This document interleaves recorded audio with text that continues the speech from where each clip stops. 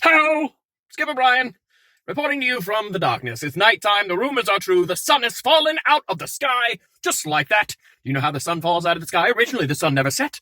The sun never went up and down, it was just always up. And then one day, God was making something, maybe a roller coaster, maybe a badger, maybe a small bush that shaped into like a circular pattern.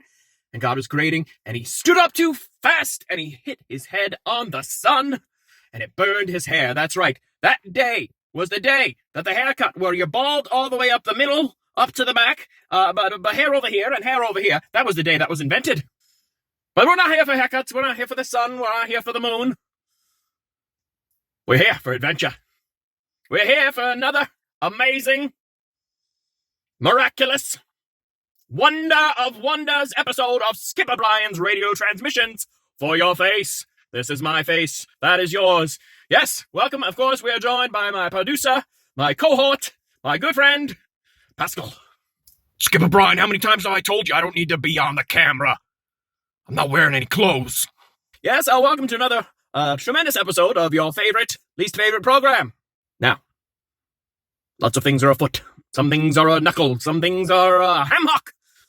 But ladies and gentlemen, there are mysteries in the universe, and I'm here to solve them.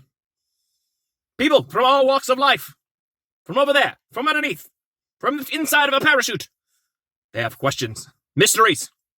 They need to be solved. And they send Skipper Brian questions. They tie them to the back of a small pony, and they gently kick the pony in the hind side, the back side, the buttocks, if you would. And the small pony knows exactly where to go. They bring it right here to me. So let's check in again with Pascal, and we're going to see who sent us a question and what they need to know. Yeah, the question we got tonight is from Tanya. Tanya from Truth or Consequences, New Mexico. Tanya says, Skipper Brian, you're such a great skipper. But have you ever had to team up with another skipper on an adventure? And how did that go? Miss Tanya, wherever you are, Truth or Consequences, New Mexico. I had a friend, a very dear friend. His name was Pete. Pete was from Truth or Consequences, New Mexico. Wait a minute. No, I'm sorry. I apologize. Fraudulent information. Pete was from Cake or Death, England. All right, the question. Has Skipper Brian ever had to team up with another skipper on an adventure? Yes. And that's our show. Thank you so much. We will tune in next time. You will tune in. You will come back. You will see us. If the sun comes up, What's up, Pascal? All right, we should probably put some more detail into that answer. Yes. Skipper Brian had to go on adventure once. The world-famous Jungle Cruise, of course. My home among homes. The peach in my peach blossom. The delivery of my Chinese food. The Jungle Cruise, very many things to many people, is everything to me. Unfortunately, it does not always run smoothly. Sometimes things happen. And one day, the Jungle Cruise ran out of jokes. It's very serious. Yes, we ran out of jokes.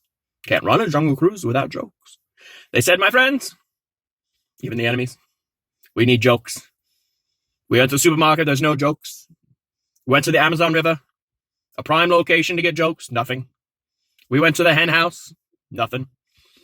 Grandma Jean, they said, go find her. We need 2 skippers to volunteer.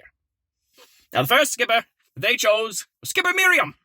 Skipper Miriam, chosen for her brains, for her cleverness, for her wisdom. She's very tough. Can't get one by her. One time I tried to sneak a small wagon filled with penguins behind her. Couldn't get past her. So, obviously, Skipper Miriam, chosen for all of her talents. I was chosen they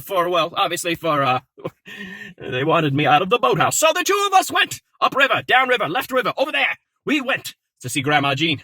We said, Grandma Jean, all knowing, all loving, all the best thing of all the good things.